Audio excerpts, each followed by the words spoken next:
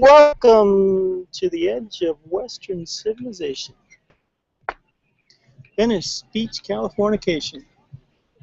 Today is Monday, July 20-something, 28. And this is show number 44. Yep. It's a beautiful day in the neighborhood.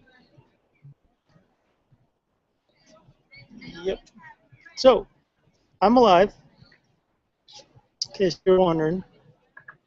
There was some question yesterday. There were people calling and texting to see if I was still alive. The reason being that there was a lightning strike less than a mile away. And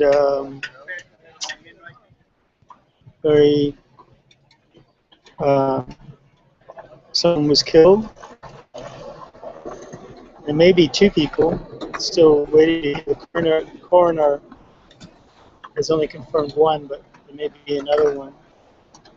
There was definitely somebody that was scuba diving that was in the water when it hit, and he was killed.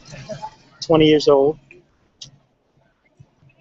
Good thing is he was doing what he loved for the moment when he wasn't. And then there was another person that was swimming, I guess, and he was missing. They couldn't find his body, and I think they found it. He says this is all hearsay at this point. But anyway, there were 13 other people that were affected by it. There was somebody actually struck on Catalina Island as well. And so anyway,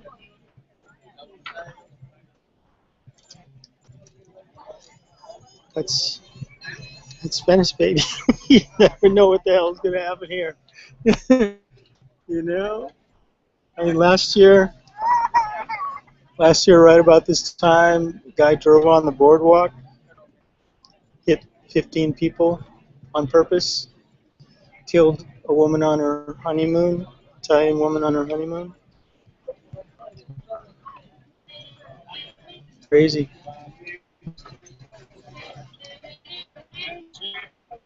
So, you know, not a whole lot to take for granted. But we're allowed, we want to take life, we have permission.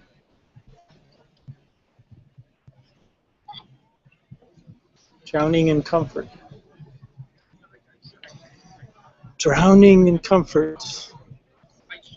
The children took life for granted. So, what else is going on? You know, talking about world events right now, there are these places like Israel, Palestine, and Iraq and Syria, and Ukraine, and Russia, where basically men and boys, they really just want to kill one another. They really want to kill one another.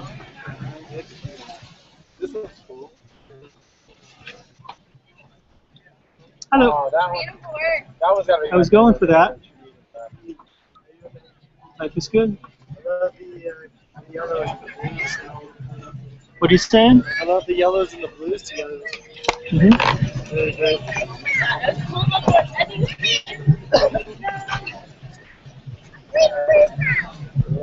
Just so you know, I do a live stream at 6 o'clock and you're on camera. You're on camera right now? Right there. I'm out. You're awesome, man. Yeah. Where are you coming from? Key West, Florida? Born in... No, I'm actually from Missouri and Key West, most recently. Really? Kind of traveled around, finally got to California and like settling down a little bit. Did you live on Christmas Tree Island? No, I didn't. My mom and brother live out there, so I just kind of stayed with them or lived on the beach and went to slept at the what is it? Some random 24-hour store up in Newtown every night. The best way to do it. Yeah, thanks so much. Yeah. Me too.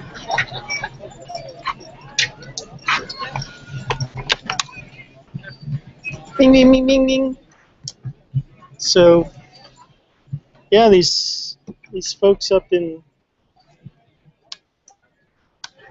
and then there's these people, Americans, who you see on the news that are screaming bloody murder at children who are trying to escape their countries because the gang members that we deported from the United States to their countries are now taking over their countries and threatening children to, unless they join their gangs, they're going to be killed. And boys, and then these people, these Americans, who say, you know, not our children, not our problem. Interesting. Very interesting.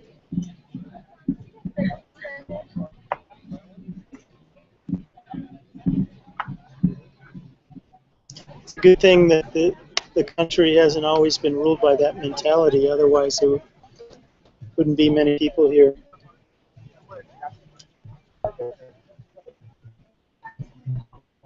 I was thinking about Palestinians and Israelis, and I spent some time there in 1989, 3 months, basically going around backpacking and living in squats and living in the wilderness. And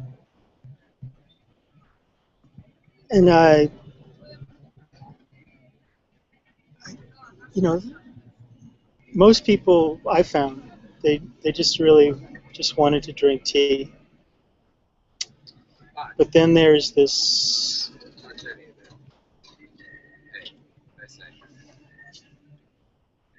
you know,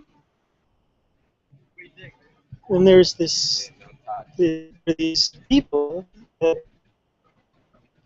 you know, think that they're serving their tribes, right? Be they Jews or Arabs, Muslims, whatever, and they just want to kill. They really want to just kill. They want to, if they had their way, they would completely annihilate the other tribe. And what all the Jewish have in common is just meanness, you know. Somewhere along the way, we lost the plot. We forgot that the thing you learn on the friggin' playground, which is like, nobody wants to play with the mean kids. Nobody, being around people sucks. And the worst part of, you know, the worst part in this world is when governments are mean, just mean to one another, like what's happening in Ukraine. Just mean, just freaking mean. They shot down that plane with, you know, 300 people, nearly 300 people. Just meanness. And there's a couple of things. I'm just gonna take this moment to get a couple of things off my chest because I've been watching this stuff and I'm just tripping. Okay.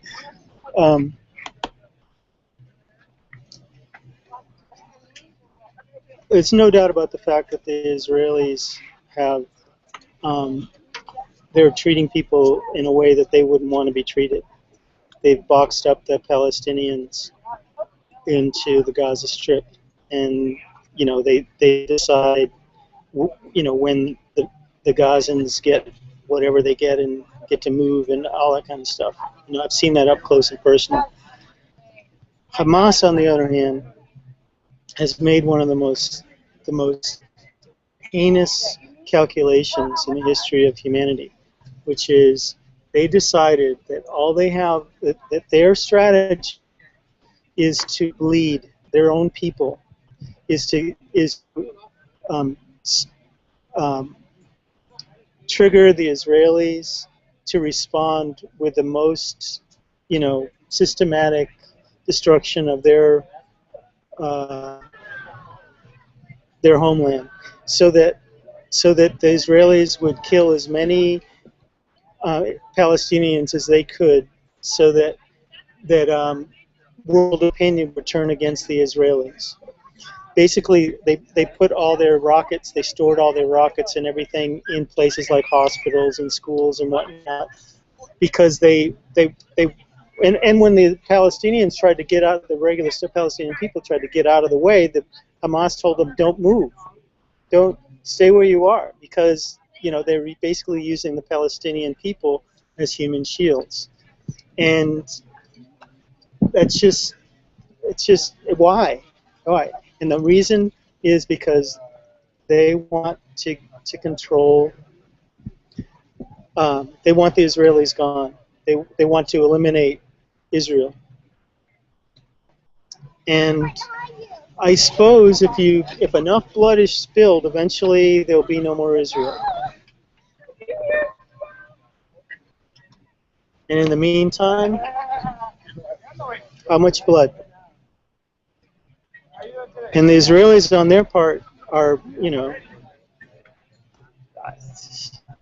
I've been on the business end of that meanness, the Israeli meanness, you know, and, you know, I had to get a visa to extend my stay, and so I had to go to the Israeli Department of the Interior to get it, and I went through the whole process, everything like that, which was Kafka-esque to the max. I mean, literally, it looked like a Kafka. I mean, a Kafka story, and I should probably paint it, but it would be so you know, dour that nobody would really want. I don't even want to see it, you know. And I got, you know, after 8 hours, I started at like 5 in the morning, and eventually I got to see a decider at noon, just before their office closed. And I go up, and all she has to do is just, you know, either sign the paper or send me to somebody to sign the paper or whatever. And she says, "I do not accept you, and I send you to blah, blah, blah." You know, no explanation. Next, you know, and it turns out that I had when I first came to Israel, I went and I stayed at a hostel in the old city of Jerusalem, and it was just a hostel. Somebody knew a hostel, so we went there, right? Well, it turns out that it was owned by Israeli Arabs, right? And because it was in the Israeli Arab section of the city, you know, this woman decided that she couldn't, even though, you know, I'm 6 blocks away from her office, where that place was. And the only reason I put it on my visa application was because I was actually squatting outside of the city in an abandoned Palestinian village, and I didn't think it was a good idea to say camping underneath an almond tree on the roof of a couple thousand-year-old abandoned Palestinian village house. You know, this almond tree was amazing because it was growing out of the wall.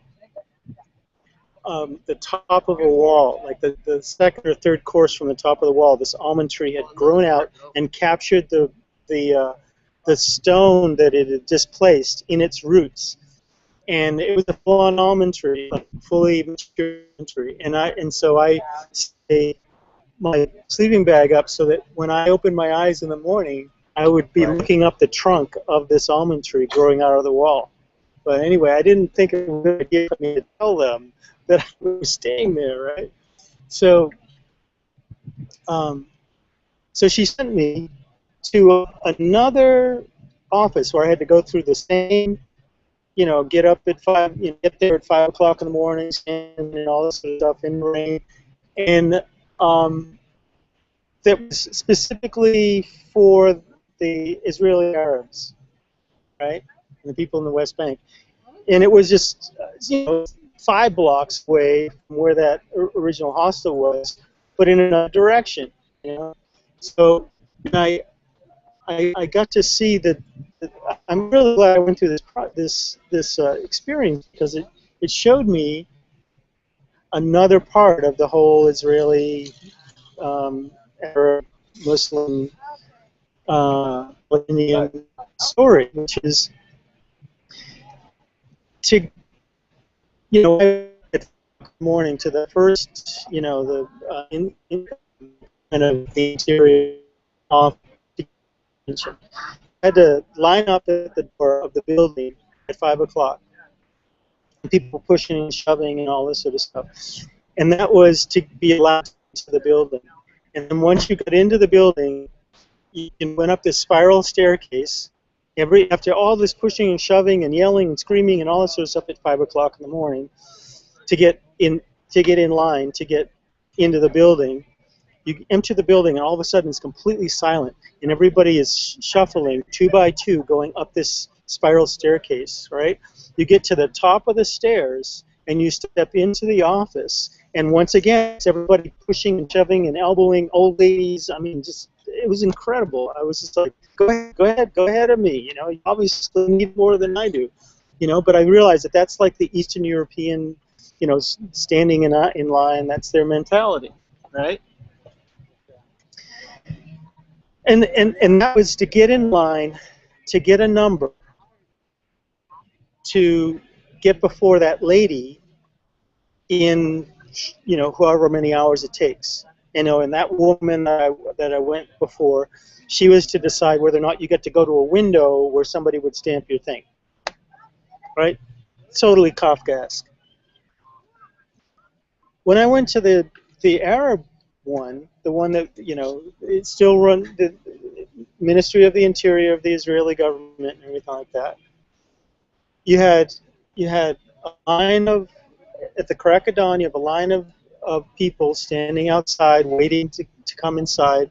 It started to rain, and so they were really kind. They let us into the building, but there was no pushing, shoving, or anything. Everybody was just quiet, polite. You know, nobody was shoving in or cutting in front of anybody or anything. Everybody was quiet, polite. You go into the building, let us in early before they started their training time. And so we all get to, you know, sit in our little fold chair, waiting for them to start. Okay, and when they started, it's all in Arabic, and I didn't speak a word of Arabic. And luckily, the guy next to me, who was I think he was a doctor, Palestinian. He was just trying to get his visa so he and his family could go to another country. And you know, and that was the general rule. Is like everybody wanted to just wanted to take care of their business and get out of there without anything. And when they started doing their business in Arabic, but the Israelis, it's all in Arabic. And luckily, this guy translated for me. He said, "Oh, you need to go in that room there." Right? So I saw the dichotomy. You know, the Arabs. There's so much blind spirit. We're just that doggy dog, you know, and crazy. Whole thing happened because of bureaucratic meanness. You know, she just easily let me go, and because I didn't freaking doing the same thing again. You know, just giving me the stamp. You know, the universe is dancing, right? The whole reason why it happens so that I could get to see, have full Middle Eastern experience. You know, and what I saw was that bureaucratic meanness, and in that moment, I'll never forget that moment. That woman read my paperwork, and she saw that I'd been you know, stayed at this LR hostel, you know, and she just like, I don't accept you, and you know, it was just like, it was ingrained, you know, that you know, there will be no niceness. No, there will be just bureaucratic meanness, you know, and we do the same. I see that same stuff happening here on Venice Beach, you know. It's not, no one place has a you know, a monopoly on just meanness, but that's what page we're all on. You know, we're still just little kids at loose on the playground, and sometimes there's a grown-up there to, you know, mitigate the meanness, and sometimes there isn't, and often there isn't, like in what's happening in, I mean, Putin just stealing, let's just carve up this country, let's just take, because we can, because we're bigger. You know, let's just take the Crimea, okay? And then let's pretend that it's a popular uprising, and we're going to let's just send in the KGB, and we'll like the head guy of the Russian separatists. This is a friggin' former KGB guy, right? Like, everybody's trying to play nice, and pretend like Russia isn't invading Ukraine. Because then what? Russia would be invading Ukraine. We don't have to admit that Russia's invading Ukraine, you know?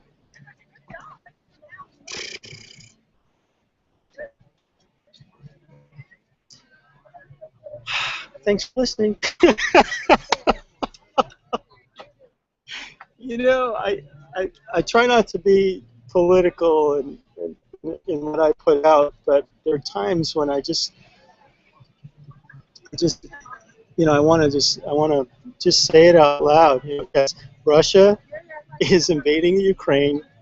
The Hamas is killing their own people using the Israelis. You know, doesn't everybody see that? And then you know, I see all these people getting all up in arms about the Israelis, and they're doing exactly what Hamas wants them to do. You know, crazy shit. Pardon my French. And then yesterday I was looking through some news reports and whatnot, and there's, you know, somebody posted something about, like, there's a picture of all these celebrities holding up those signs, "Bring back our girls." And they basically said, "You remember this?" And everybody's like totally forgot about the fact that those, you know, all those girls are still being held by Boko Haram. Boko Haram they've just been killing everybody, killing anything that moves, killing anything they feel like, you know. And the Nigerian army is doing what? It turns out the Nigerian army had 4 hours ahead of time that Boko Haram was going to attack that school and take those girls, and they did nothing. Here it is. It's like day 102 since this thing happened, right? Last week, the president, good luck Jonathan, right, finally meets with some of the parents of the children. Finally, you know, why? Why does it take them 3 months to meet with their family? What's that all about?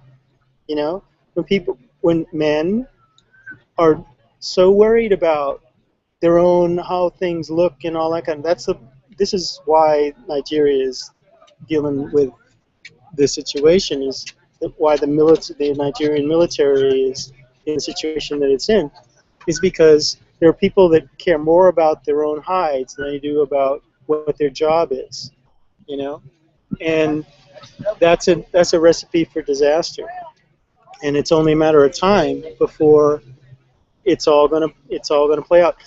If you really want to, you probably don't want to know or look into this too much, but, you know, look at how Boko Haram got started. Research that. It's you know, they're certainly nutcases. However, when they started, they weren't nutcases. They were people that had grievances, and their leader got, you know, assassinated by the government because he, you know, was a tall poppy. And now they've gone crazy. And it seems like every time, who was it? I don't know. Was it Lincoln? It was some, you know, some president once said that, you know, when you make, I'm going to paraphrase, like butcher this, but when you make, what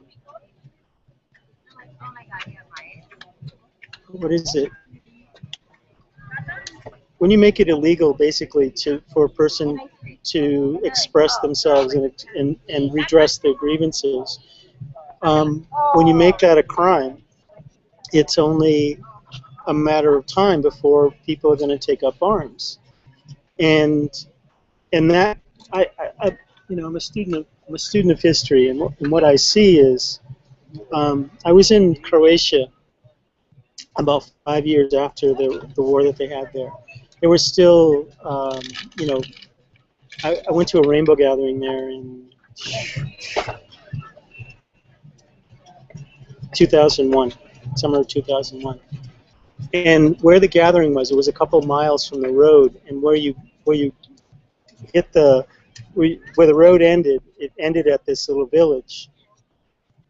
This little village, I mean, hamlet, really. There were only, you know, less than 20 houses.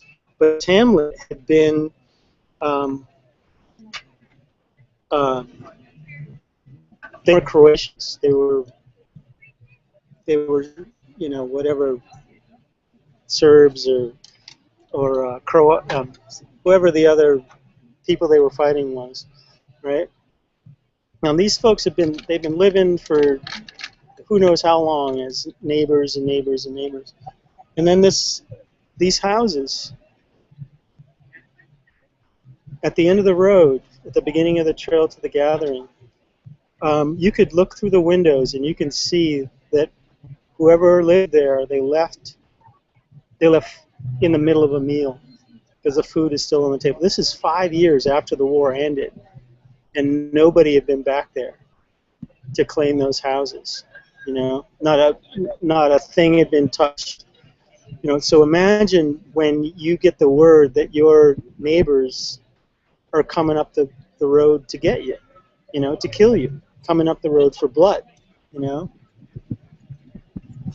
They booked it, and they haven't been back. And what you could, there were you know, buildings that had been, you could see the shell holes and bullet holes, you know, across it. And I'll never forget, you know, this is 5 years after this thing, and we had left the gathering, and we're going to take a ferry across the Adriatic, and we went to this town, this city called Zadar, this harbor town, and the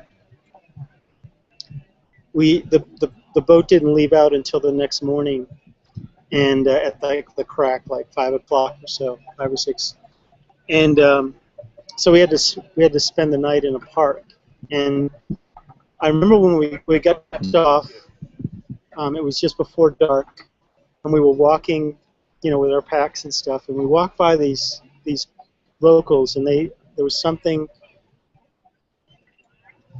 I don't know, we both looked at one another, and there was this little girl.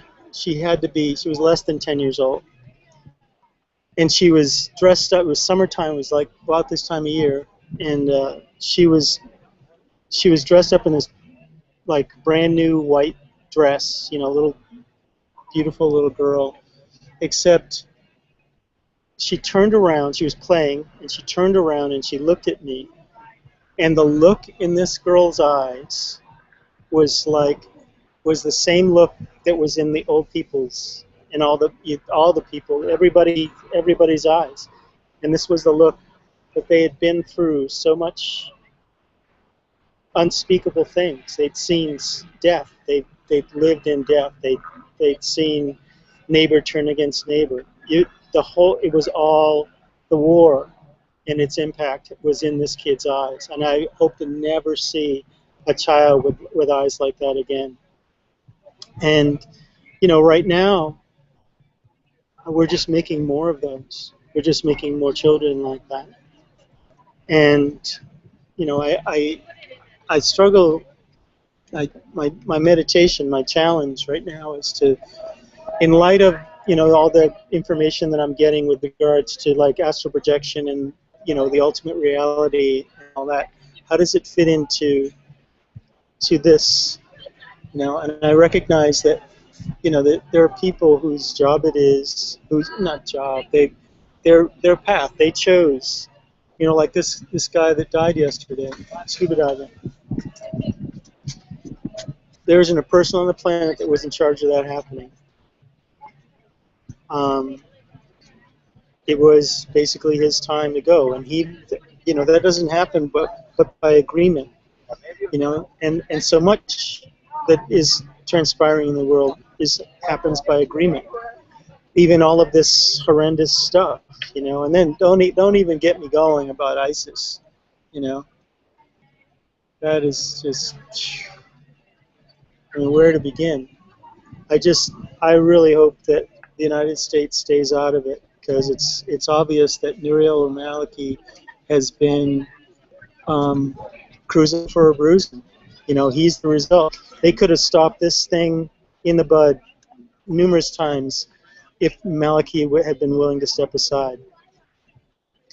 But it's obvious that he's been, you know, power grabbing, and he doesn't, you know, you know, over the weekend it's revealed they're using barrel bombs. The Iraqi military is using barrel bombs on, you know, the populations of Iraq that have been taken over by ISIS. So imagine you're living in Iraq.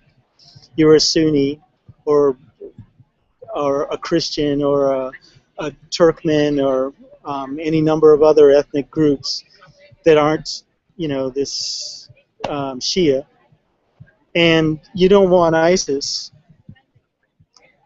and you don't want Maliki. So what do? You head to the Kurds, you know, but the Kurds are only going to let so many people in, because they can only let so many people into their part of the pie. And, you know, it's only, I mean, I don't understand why we've been trying to keep the Kurds from having their own country, other than the fact that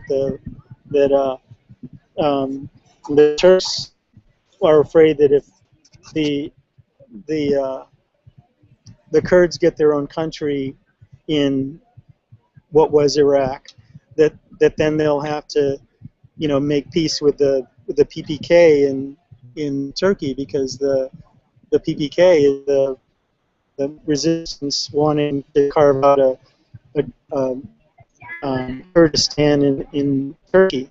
And then you have the Iranians, you know, not wanting them, you know, not wanting the Kurds in Iran to have their own country either. I mean, so it's like this, but it's going to happen, you know, and good. It's a good thing,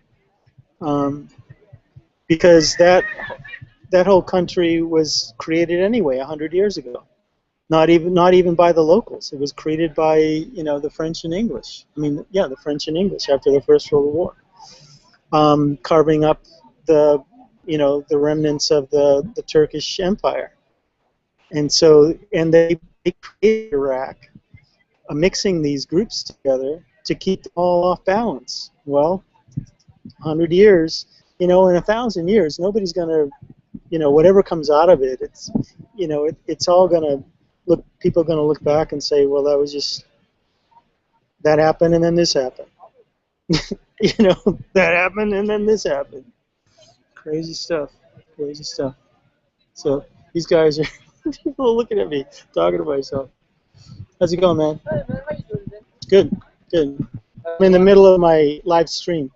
Are you doing an art show? You doing art thing? That's right. Oh, smart. Every day at 6 o'clock. Yay. Well, that's exciting. So, not every day. Nowadays, it's on during the week. So we'll be doing 5 days straight, and then I think it's good to take Saturday and Sunday for meditation, and that's how it's been. And that feels really good. I mean, yesterday it was so bizarre.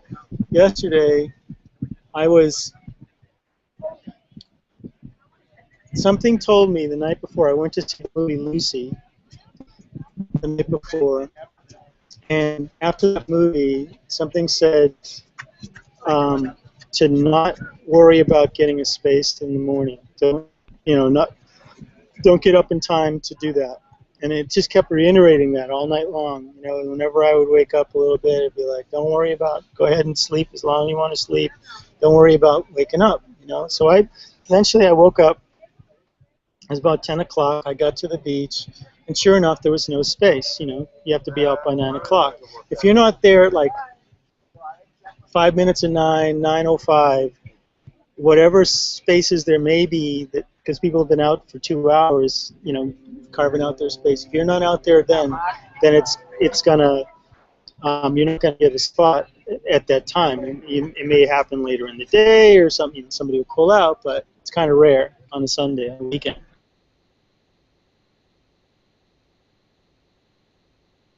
Just went to the gym, a shower, and then I had intended the night before. The reasons why, even before I went to the movie Lucy, something said I'm going to spend tomorrow on the beach practicing astral projection. I'm going to just go out and spend all afternoon doing that, right? Hello. So you're welcome to go through those. And just so you know, I do a live stream at 6 o'clock every day, and you're on camera. So say hello. Oh, hey. Hello. How are you? There you go. Yeah. Cool. You're on camera. Yeah. Where y'all from?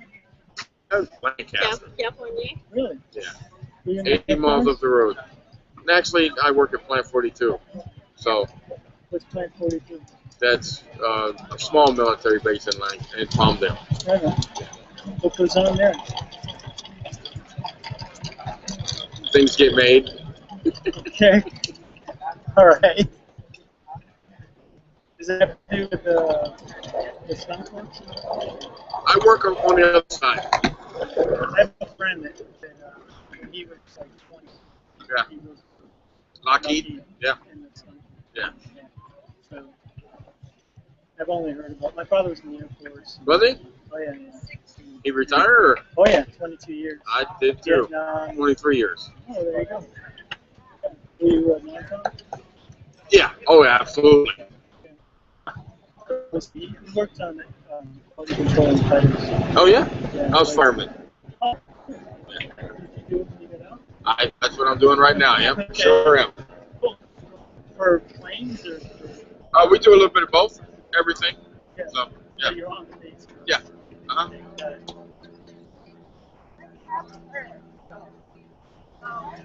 So that's this one.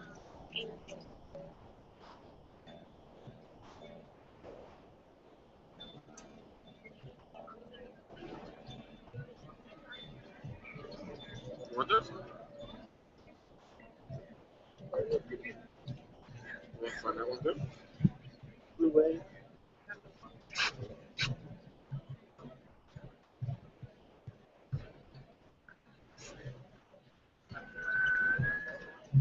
You're right, boy.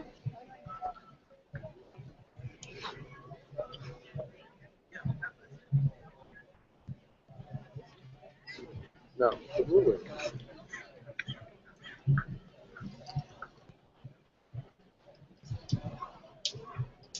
Found it. That's the one you want, right? That's it.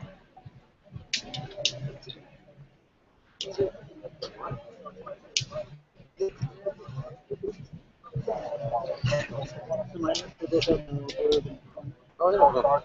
This is called flying. Learning to fly. Yeah, I see it. She just wants this one. Would you like to roll it up for you? How much is it? $5?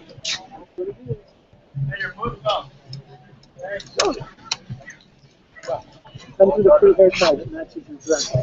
Here you go. Thanks, bud. Have a good one. You too. Bless. Okay. I totally forgot what I was talking about, so. But I really appreciate you listening to what my take on stuff. And just. Oh, I was telling you about what happened. Okay. So I decided the night before that I was going to go out there. I was going to spend the day on the beach, practicing my astral projection, right? So after I, went to the gym and everything like that, I thought about going down to the beach south of the Venice Pier. And in fact, that was my plan when I went into the gym, was that I'll go down to the beach down by the Venice Pier. And I thought, today would be a good day to go for a swim. So I thought that I would go for a swim and then do my astral projection meditations, right? But I don't know, something said to just go here, and it just goes straight out here. So I think, yeah, I left the bus at the parking lot at Gold's Gym, and I walked out instead of because it was really, it was a lot of people at the beach, really going to be really busy. I didn't want to have to deal with all the parking and stuff, and so yeah, I decided not to do that, and I went out here. So I go out straight out here, and I put down my thing and get into my meditation and everything like that. I have my eyes covered, and I started pretty deep into the meditation, and I have no idea. I wasn't keeping track of time or anything like that. But eventually, I hear this friggin' explosion of thunder straight overhead, and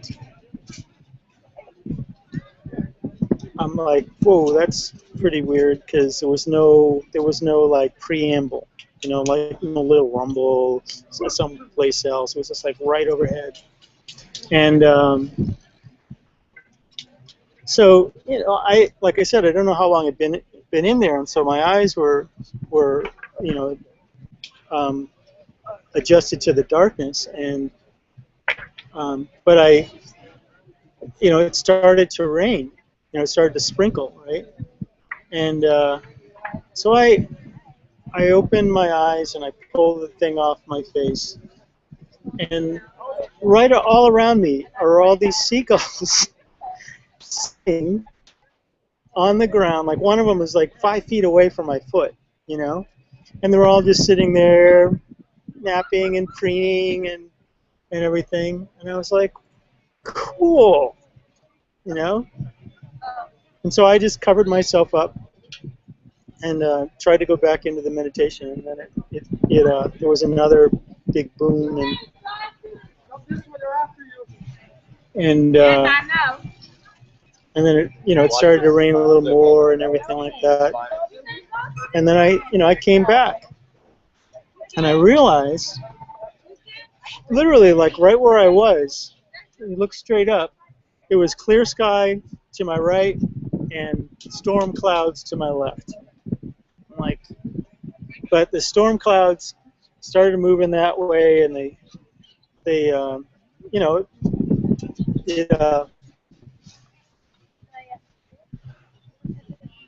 took somebody out of the world.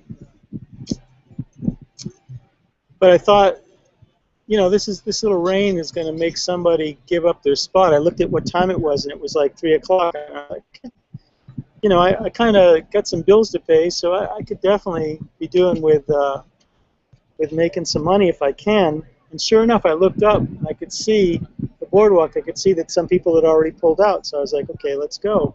So I went back and got my car and pulled out here and set up, and that's when I found out. And oh yeah, when I pulled up, there's this friggin', whenever there's like some celebrity or something, some crime or whatever, you have these news helicopters that just hover in the sky, and which is cool for a minute, and then after half an hour or so, you get kind of tired of hearing this friggin' helicopter. And there was a helicopter for easily an hour down the beach, just hovering there. And I was like, what is up with the friggin' helicopter? And then somebody came up and said, hey, oh no, I got a text from people. Got a text. Heard from people I haven't heard from. People like, you okay? And from some people that I have heard from, pretty concerned, and that's when somebody came up and said that there'd been a lightning strike, and yeah. So anyway, blah blah blah. Hey, got 35%, which means it could be time to paint some canvas.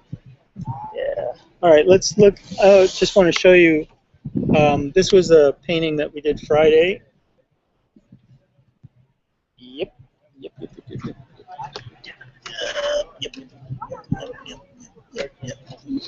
There we go. And yeah, that's it. So thanks for looking.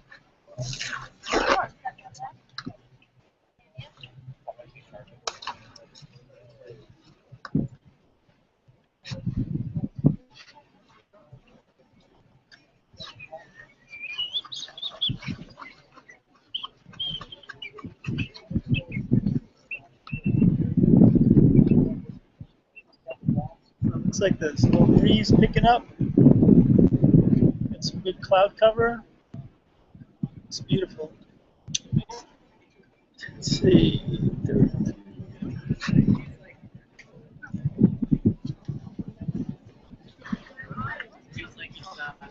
So I think it's funny. My friend Nikki, hi Nikki, talked to me yesterday, and she's like, she expressed that she says that she likes to watch this after she comes home from work, get a little taste of the beach, and she's like, there are times when you stop talking and get into your painting, and I guess you get lost in your painting. And see, here's the thing. I thought of this show was about the painting. And I didn't think that it was really, initially I thought that it would be, I would just talk here and there. I didn't think that people would be that interested in all that much conversation. But I have to say I am encouraged. I have to say I am encouraged that at least somebody's interested in what I have to say. So.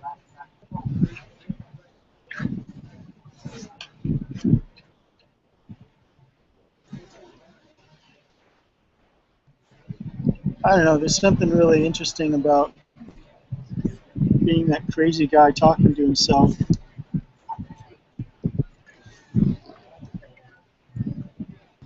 Hello.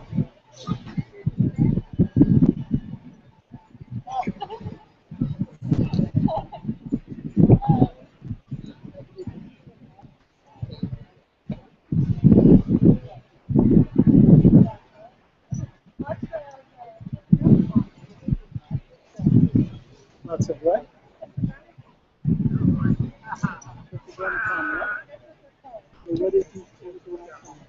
It is funny when there's like that much.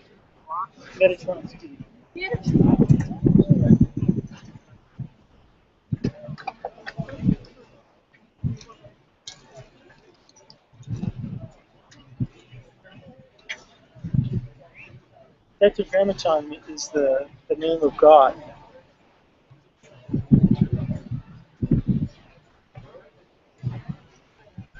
Where are you from? I'm from. Born and raised? Yeah, I was born and raised in Bakersfield. Oh, cool. Are you Native American? No. Oh, cool.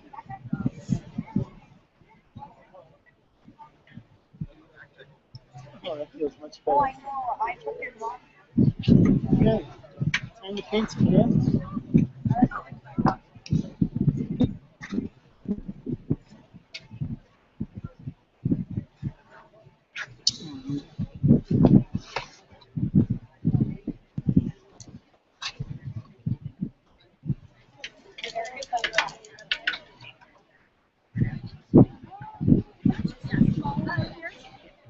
What's that?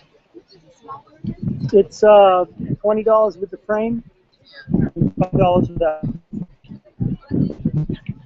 All the frames are hand painted by me as well, and they're real glass.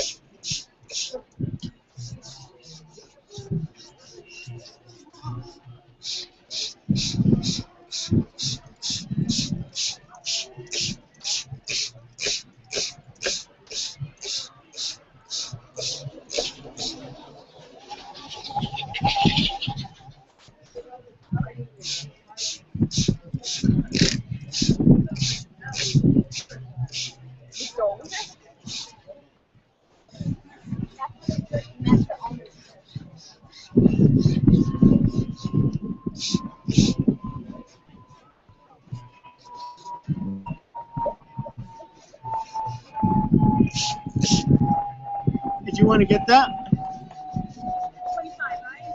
No, it's 20. Yeah.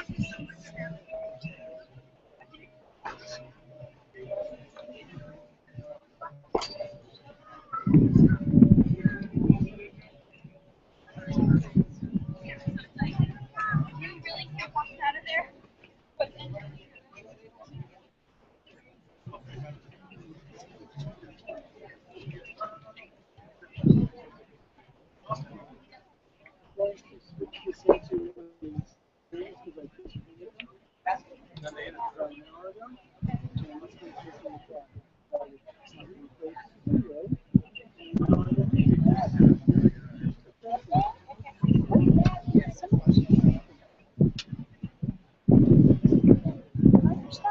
nice. Me too.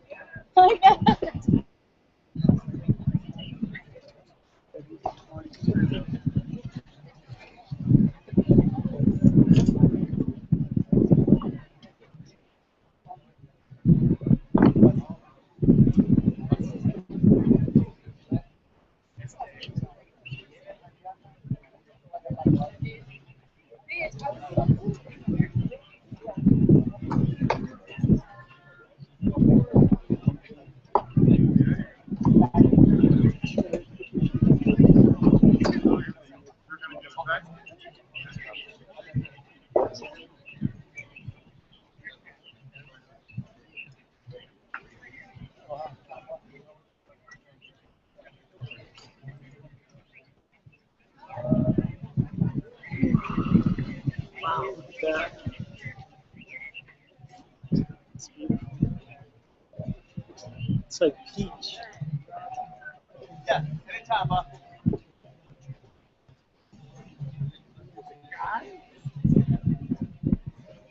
You know what that means? Yeah.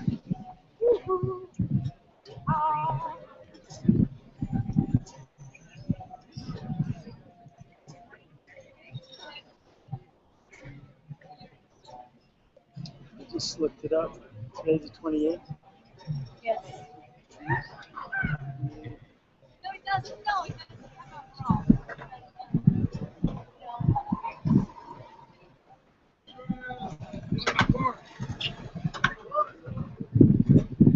There you go. Thank you so much. Thank you so much. Good day. Already.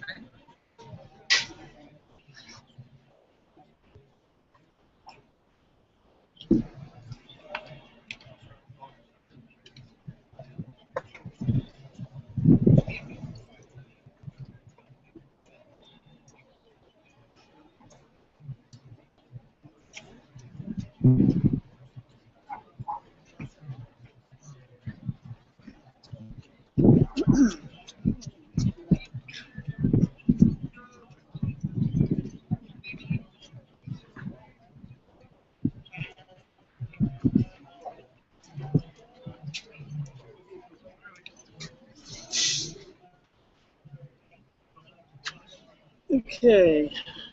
and we're back. We're at 24%. What can we accomplish? 24%.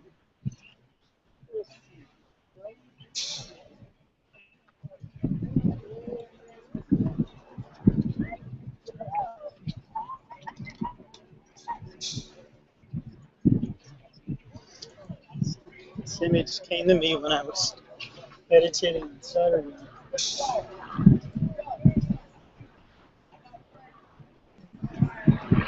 We can do some justice. Do it some justice.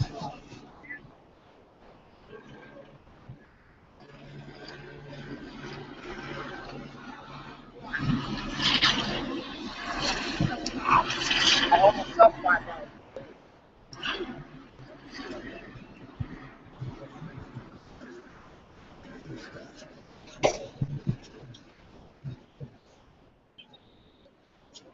Boys with toys.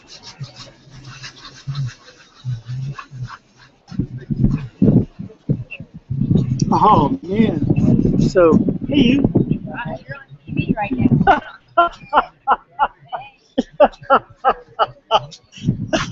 See a little camera shot of that one. So last night I was doing some research for something, and I watched this video of this gentleman giving a paper at a conference. I can't remember what his name was or anything like that, but the paper conference was the Electric Universe 2014 conference. So EU 2014. If you Google that or put it into YouTube, some crazy stuff. The people that put on the conference are called Thunderbolt. It's like thunderbolt.info is the website, one of the websites. Wild ideas. So,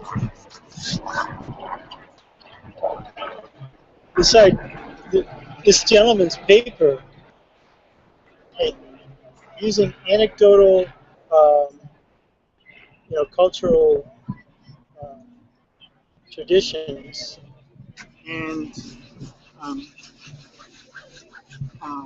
emerging science and astronomy, his theory that he puts forward is that Saturn was essentially what's known as a brown dwarf, and that was captured by the solar system, and along with the Earth, that the Earth initially was orbited around Saturn, and that whole system was captured by our sun. Crazy idea, but it's got some good science backing them up. So, what are you gonna do?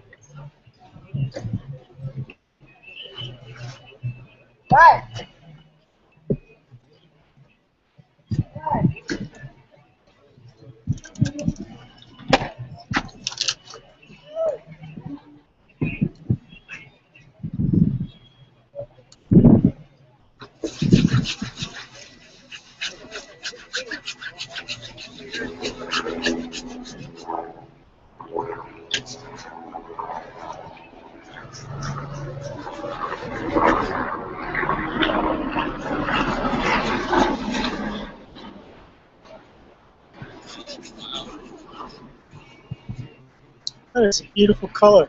Sky right there.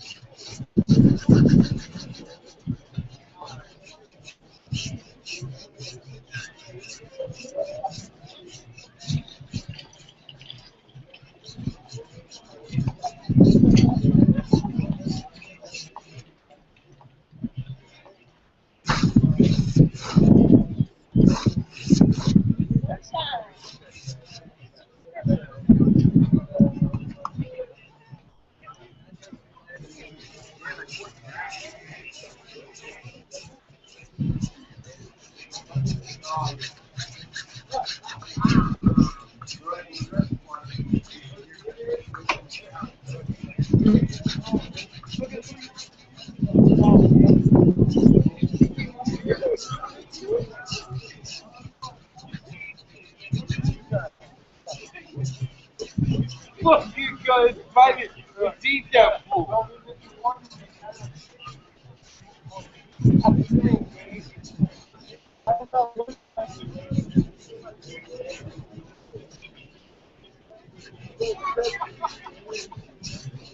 Hey, I know.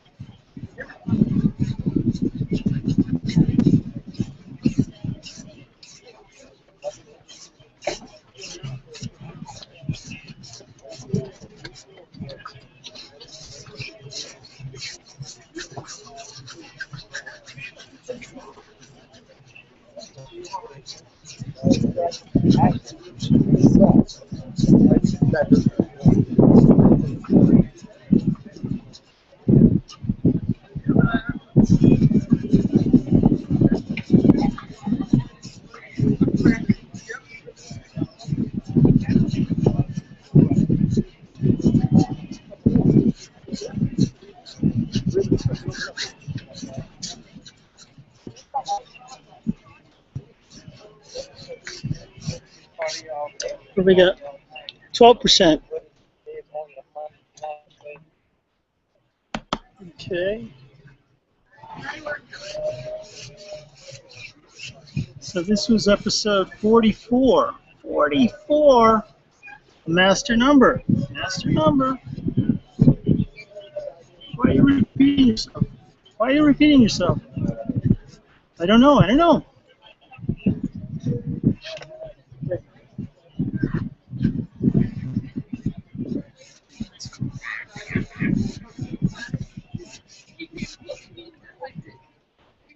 All right.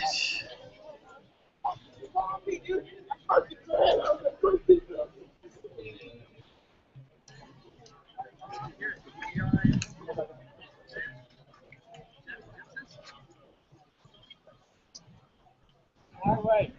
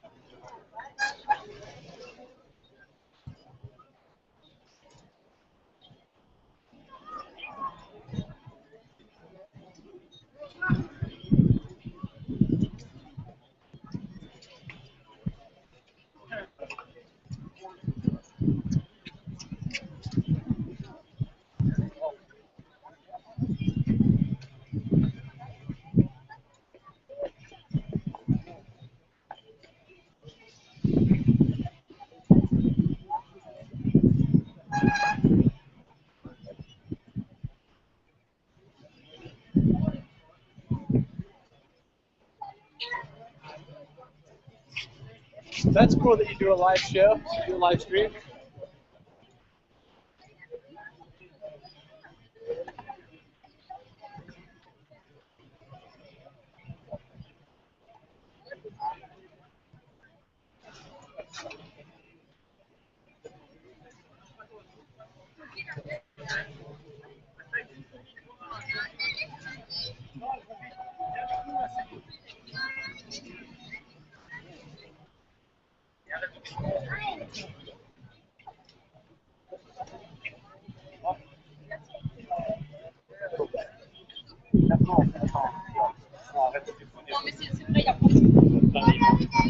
Entraîne-toi d'abord, quand tu feras bien, tu iras.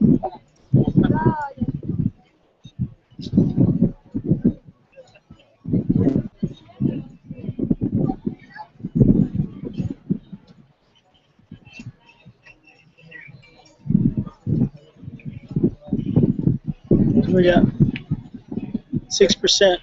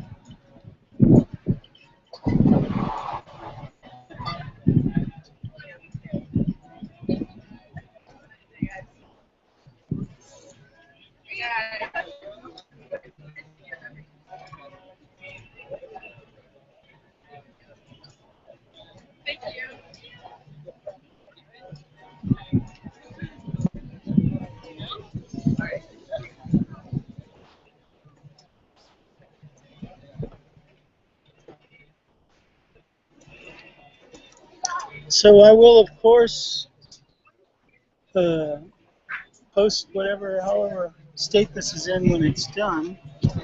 I will, of course, post it on the Facebook page. Oh, boy.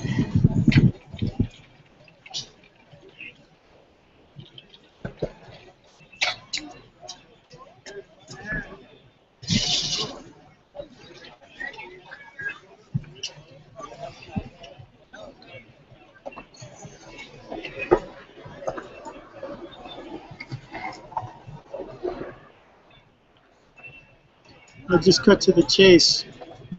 This piece is called The Death of the Ego? Question mark.